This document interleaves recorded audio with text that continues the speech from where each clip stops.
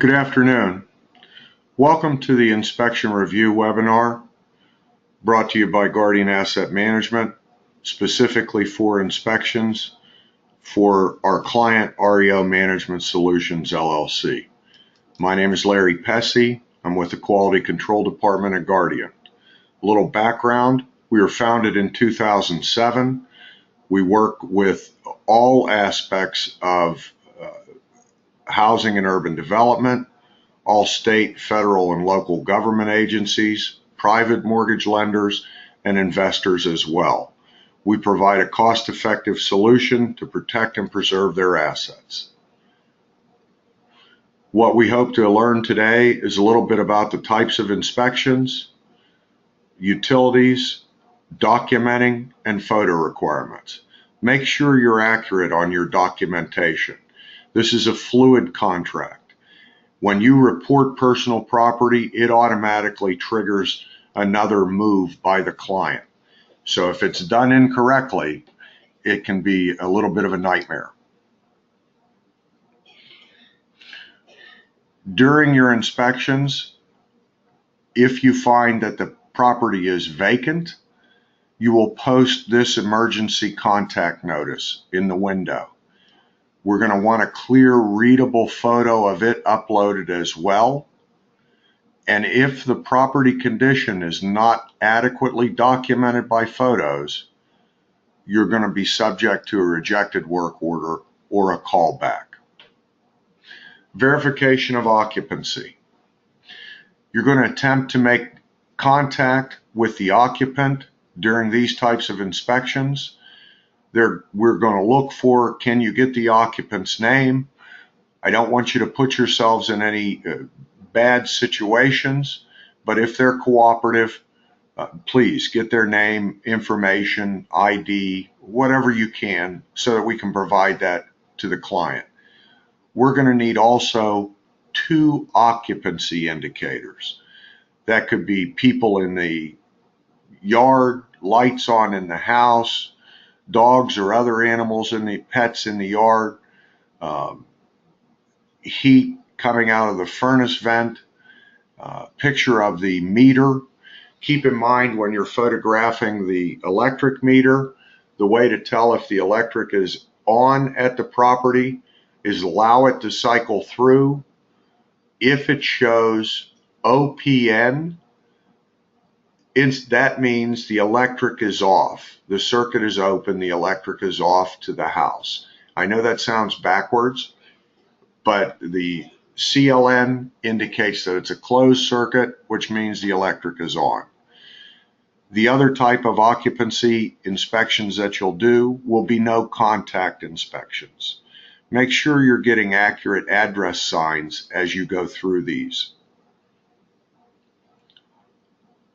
If you verify that the property is not occupied and you can do an interior inspection, you'll be provided the last 4 digits of the loan number, which will provide you with the lockbox code.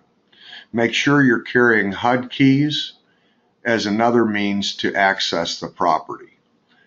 Please be careful that you take good interior and exterior photos that include the key code used, the lockbox code if it's applicable, all the mechanicals, hot water heater, AC unit, furnace, heating unit, all the kitchen appliances, whether present or missing, and tell us if they're there or not.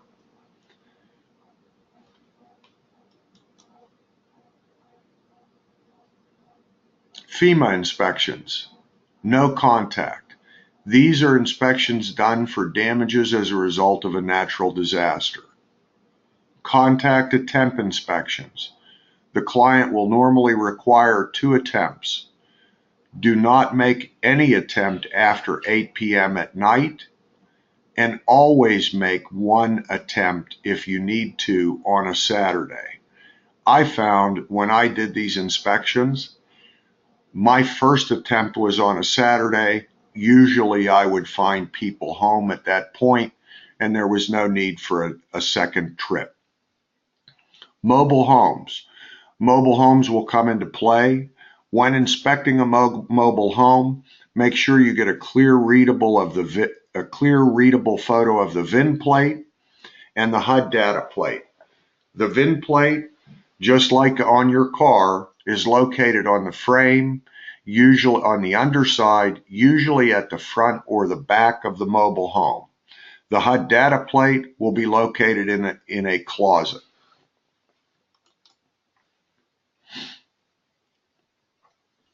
FSM routine inspections. Again, the lockbox code is the last 4 digits. Personal property and debris. If you're a full service vendor, you're not going to remove any personal property or debris without our written authorization, unless the debris or personals constitute a health hazard or a danger to the property. Keep in mind, our job is to maintain the condition of the property for our client. If you see damages at the initial secure, make sure that you're taking photos of those damages. And if you are a full service vendor, provide us with a bid that we can send to the client.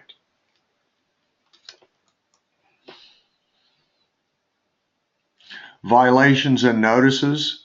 Please, I can't stress this enough, make sure you're getting photographs of them and that they're legible.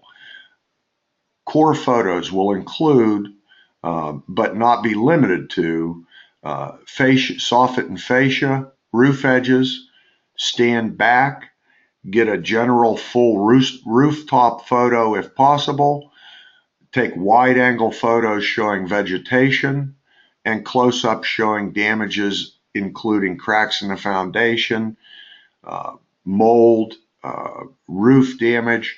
If you see something on the exterior of the roof that causes you to believe that maybe it's compromised, take a corresponding picture of the interior ceiling over that area to show that if there is a leak, whether it's active or not. If you arrive and you know the property is occupied, take your occupancy photos, report it correctly on the inspection report, and on contact attempt inspections, obtain the homeowner's name and contact information for the client. Most of you are using Proven or Inspector Aid. This is a screenshot of what you'll see when you get a work order from us. The utilities. Utilities are to be inactive unless they're needed to protect a property condition. For example, a sump pump, dehumidifier. If there are shared utilities, shared water services, like on condominiums, we're going to leave them active. We don't want to disrupt anybody else. Where there is a sump pump, please take a photo and report if it's operational. Again, we want to see photos of all meters. We should be able to read the meter reading from the photo. Your documentation will consist of the emergency contact information signage that we went over previously in this webinar, any violations, code or otherwise, personal property notices, and if applicable, a contact attempt form. This is a photo of the emergency contact information signage. It needs to be posted visibly in a front window. You need to photograph it every time you inspect and upload it with your photos. Personal property notices must be posted on doors and also be described in the completed inspection. Some states have specific personal property notices, 2 of which, Maryland and Illinois. Contact attempt forms. Please remember to take a photo of the form that your rep provides you with so that you fully complete the attempt inspection. If the homeowner refuses to sign or does not answer on the second attempt, Please leave the form in the door and document it with photos.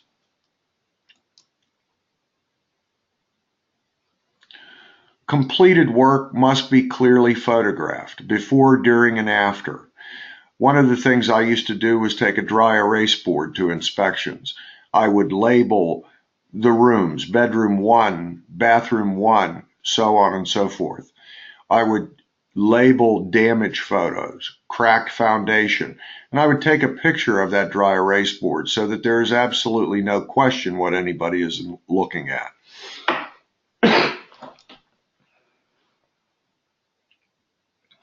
Photo requirements, again, wide angle. We want street sign, front of property. Go to the sides of the property, take a wide angle including the front and the side. Get as much of the yard involved. Repeat the process in the back and when you move to the interior. Wide angle shots of every room that we can see ceilings, floors, and or appliances. Photos must be date stamped again.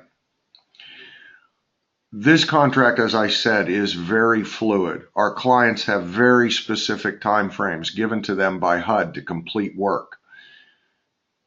Incorrect photo determination of conveyance condition or failure to document the property could result in a chargeback. Remember, this is not something we like to do, but the clients have started to charge us back for certain things. If you have questions, don't hesitate to contact our vendor management department, or you can send me an email at my email address below. Thank you. I appreciate it. I look forward to successful inspecting.